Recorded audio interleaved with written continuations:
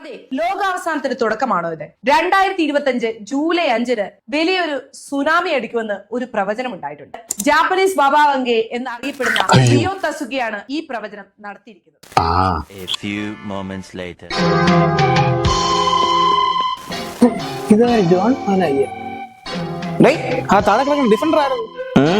നീ കിഡ്നി വല്ലതും വിറ്റ?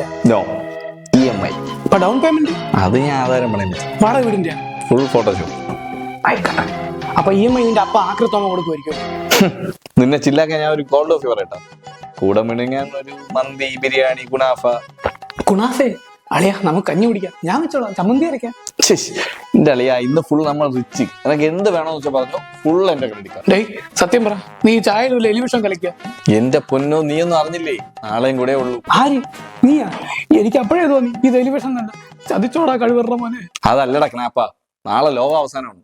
ജപ്പാനിലെ ഏതോ മാങ്ങ അമ്മച്ചി പ്രവചിച്ചിട്ടുണ്ട്. അവര് പറഞ്ഞതാണ്. So no EMI, no credit card, today only enjoyment. എടാ മരപ്പൊട്ടാ, നിനക്കെന്നത് രാവിലെ പറഞ്ഞോടാ, ഈ ഫോണിന്റെ EMI നടക്കില്ല. ഒരു minute. Anju, how are you? കഴിഞ്ഞതൊക്കെ നീ മറക്കണം.